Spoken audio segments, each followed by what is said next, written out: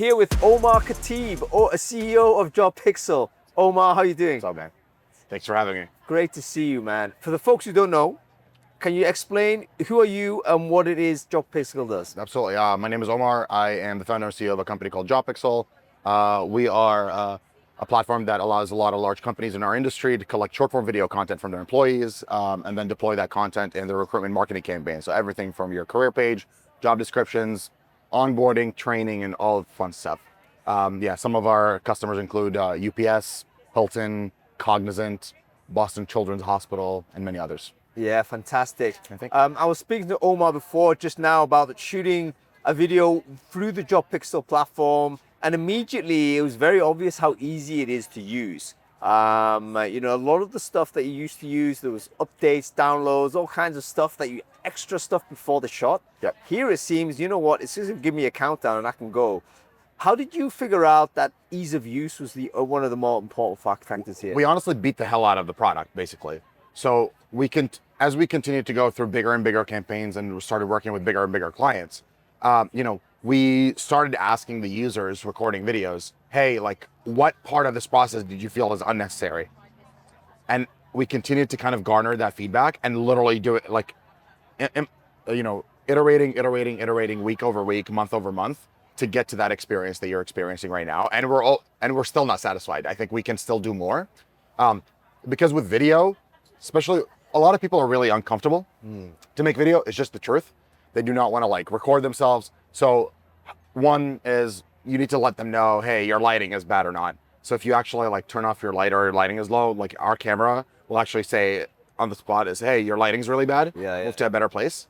The next thing is That didn't happen for me because I knew in front of a window. You're an expert, man. You're a professional, but a lot of people actually don't have good lighting. They grab the phone into their face and they're like, oh, why can't I see myself? I'm like, yeah, because it's so dark. The other one is people who record themselves and there's a window behind them. Yeah. The reason for that is because the light is literally absorbing all the light in your face. You can't see you. So it's always better to actually record a video facing the window. Yeah. It's way better. So those are some of the things we continue iterating. The other piece is the biggest challenge for people is, what do I say in a video? They don't know. Outside of, oh, am I gonna look bad doing this? And so we built in a teleprompter within the product. So if you don't know what to say, you can click it and then it will literally just basically teleprompt in front of you while you're recording. So you don't even need to move your eyes away from the camera while you're recording. So it keeps it really comfortable on your phone or your tablet or your PC, etc. Yeah, fantastic. Yeah. Great experience, folks. Give it a shot. You'd be surprised at how good it is. Interesting, somewhat cheeky question, but I've got the kind of a prejudice in the sense that I feel that the more senior the people are, the worse they are at video. So I've seen some of the worst videos from CEOs and people who should really know better. Yeah. But I feel like people probably don't tell them because they're senior in the business and they don't tell them, hey, your background is crap, the lighting is terrible, what the heck is going on with the audio? Yeah. They don't know. Are there any other population groups that you've identified as saying, you know what, these are particularly bad at doing video and they need more support? And these population groups tend to be better for whatever reason. So, yes, leadership. It's not just the lighting and everything, it's how rigid they are. Right. We've seen videos where they're just standing here super tense, talking to the camera. I'm have some, I'm always be Italian, right? Get out, move your hands, loosen. Yeah, loosen up. It makes you sound more fun and more engaging when people do that. So yeah, definitely leadership at, especially bigger companies, definitely think. One of the best people that we see actually make content is nurses. Serious. Oh my God. Nurses absolutely kill it when it comes to video content. I think because a lot of them, in their breaks, they're maybe on TikTok or other places. So they're starting to get that vibe and absorb what a good video looks like. Mm-hmm. So a lot of one of our clients, Arkansas Children's Hospital, check them out on LinkedIn. My God, the videos that they do are insane. They have one of their recruiters, her name is Maria Glover. She is so good at what she does. They've done all the new trends on TikTok. They did the of course trend. Literally walking through their cancer center, they're walking through their pediatric center, etc., talking about like actual real medical things that they do every day, but in a really humorous way. And that was really exciting to see. And every person who's ever like watched that one particular video I'm talking about, they're like, oh my God, I want to become a nurse now. Yeah. Because I watched that video. And that's really the impact. So nurses are really, really good at what they do. Drivers, UPS drivers are really good too. Because there's a lot of them. So you tend to find some really good ones. Some others, 4 men and women at oil and gas companies. Right. They're pretty good at it. All right, we need to do a series on this Yes. because this is very, very interesting as to why certain types of job or types of personality seem to succeed. Yeah. I have a theory that if you have a frontline job, actually you might have more like natural content because there's different things happening in your environment. Yes. Whereas if you're an office guy or an office girl, you're sitting at desk typing in front of a computer screen. Like, how many times can you do that shot? Like, there's only so many things you can talk about. Oh, look, I just drank matcha while typing on ChatGPT today. Exactly. It's like, ugh, it doesn't seem that there's action. Whereas, Yes, you know, yes. I don't know, you're a construction person. Man, there's stuff going on, you know? There's like loads of content. Oh my God, we're lifting this 3-ton thing like 60 feet in the air. Yeah. Do you think it might actually kind of recorrect how we sort of allocate status to jobs? Because it's in a weird way, the office job was a higher status, higher comp job. Generally speaking, that was the place that we were pointing kids to go to. But suddenly now with video and people actually recording what they're doing, it may mean that actually there's more color to the jobs in the front line. And maybe the value is going to shift. So, you know, this is actually probably a good conversation to go like into AI, right? Like when this whole kind of AI explosion happened and everybody was talking about AI, everyone was talking about, oh my God, robots and AI are gonna like replace blue collar workers. But what we're finding out right now, it's actually affecting white collar, not blue collar. And that's the thing, right? A lot of those positions, you know, content marketers like that write articles and things like that. A lot of those positions, I have a lot of respect for them, but AI can do it a lot better and a lot faster. It's just the truth, right? So now we're starting to realize those people that are out in the field, those are the true heroes. When I see a doctor out in the field, when I see a nurse, when I see a construction worker building a building or a school or a hospital or something like that, those are the stories that you really want to watch and hear about. And it's actually how I got the idea to actually create JobPixel. It's because of TikTok.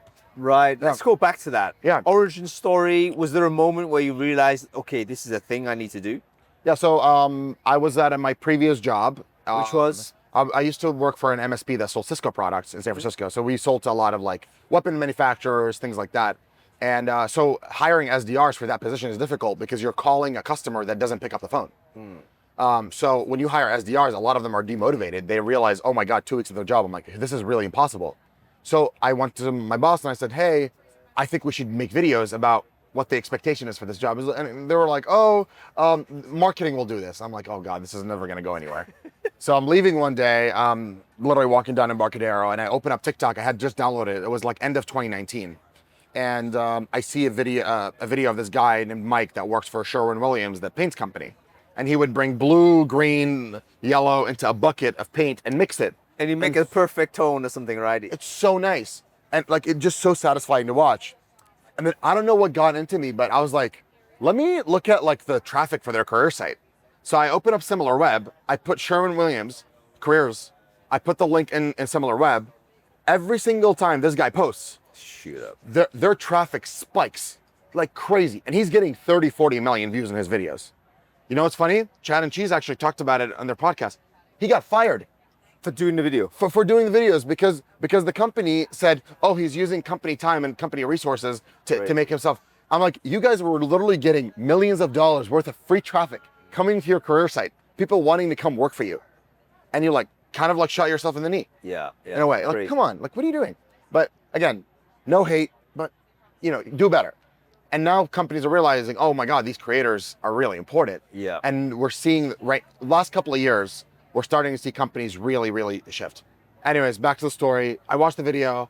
I'm out in San Francisco that weekend and I talked to one of my friends. I'm like, oh my God, we should do like videos for jobs. And he's like, oh, you should talk to my old boss.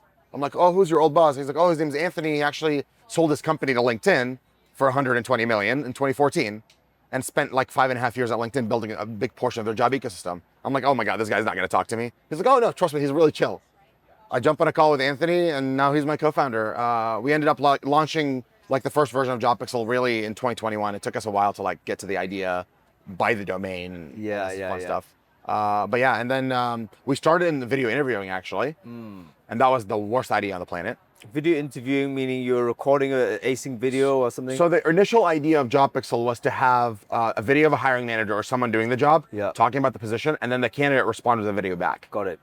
And then I met Chad Soash, who ripped me apart on the podcast because we announced like our funding from some of the investors, and they read about it, and then they did the whole like buy or sell company thing, and they're like, so Chad said, I like this company. They just need to focus more on the content, not video interviewing. Joel ripped us apart. He was like, yeah, this is a sell for me, blah, blah, blah. So I didn't take it personal. I reached out to Chad and I said, what do you mean? He's like, you don't need them to record a video back. And then that continued to happen on and on and on. He introduced me to Adam Gotson, which also gave me similar feedback.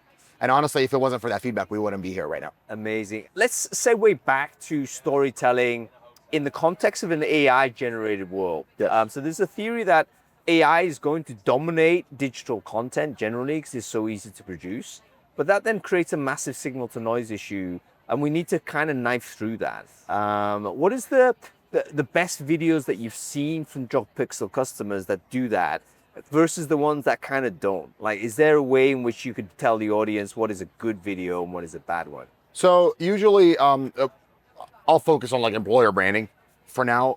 A really good employer branding like type of content would be company logo with a really like nice intro, somebody talking about something really exciting in the first 5 seconds. Then about 30 to 50 seconds of actual topic. They're discussing what they want to talk about, and then closing out with your company logo, etc. That's where we see really content do really well.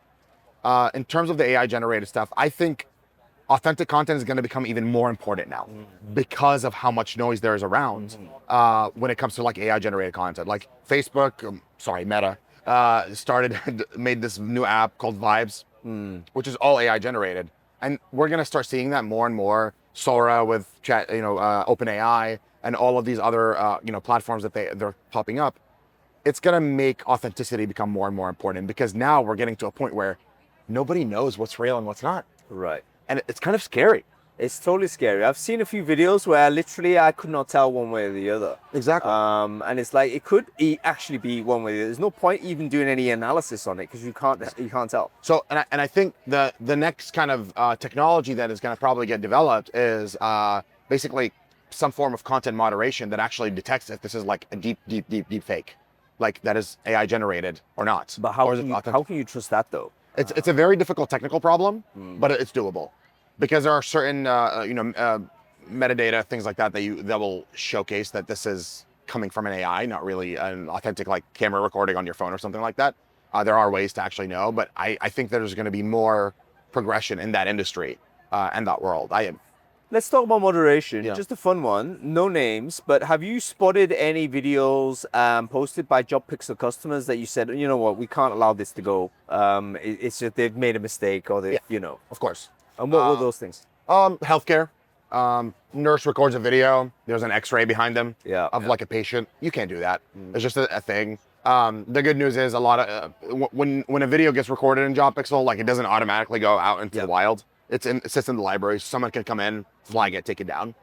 So that's a big thing. The other thing is like when we put content onto a career page, we actually don't embed the actual file. We're actually streaming it to the site. So if somebody leaves or a video gets uploaded by accident, you click one button, it's off the site instantly without needing to remove the code of our actual widget from the site. Yeah. So it helps. Yeah, that helps a lot. So we have a full CMS that controls all of that. But again, healthcare, sharing like confidential information, like some of our customers. Yesterday on stage, I was with Siobhan Thomas, head of employer branding at AbbVie. They manufacture Botox. There's a lot of things secretive happening in that organization. Yeah. And they have a lot of scientists. Confidential stuff. Yeah. A lot of stuff that have patents on or trade secrets, etc. They need to make sure that these people are not recording some of these videos that show these to the world, obviously. Yeah, fantastic stuff. And then obviously, but we also have internal use cases. We have a lot of public companies that use us. So They have like internal announcements that haven't like hit the public, etc. Got it. So having really deep security, you're being ISO, SOC 2, certified, and having really, really strong cybersecurity is really important to a lot of these customers. So we've built a lot of that infrastructure early on. Fantastic. Okay, final question for you, Omar. For customers of JobPixel, what exciting things can they expect next 6 to 12 months? So right now we're focusing a lot of our energy on two things. Number one is social sharing. We're starting to see more and more of our customers come to us and say, hey, we have all of these creators that we really want to engage, but we don't have access to their personal like TikTok or LinkedIn. So right now, the rollout that we're working on right now is having a social sharing platform where somebody can come in, you, me, everyone, we work for the same company. I can actually log in with my Instagram, personal LinkedIn, personal TikTok. And then the company, if they think a video is good, they will obviously asking for my approval, but click one button, it will actually post automatically through my account. Yeah, cool. So if you have like 28 recruiters, imagine posting that same video through 28 recruiters. That is huge impact. That's a huge thing that we're focusing on and making sure that we do it right. The next thing is going to be video editing. Video editing is really difficult. I'm sure the crew here probably knows how annoying video editing is sometimes. We want to figure out ways to use AI to actually get you to the video that you want. Because a lot of AI, editing right now, you're removing certain pieces, improving lighting, improving the audio, etc. It's repetitive stuff. If you can teach an AI to do that for you at scale, I think that's a really big thing that we're focusing on over the next 12 to 18 months. Fantastic. Exciting times for JobPixel customers. Omar, great chatting with you, man. Thanks. Fantastic.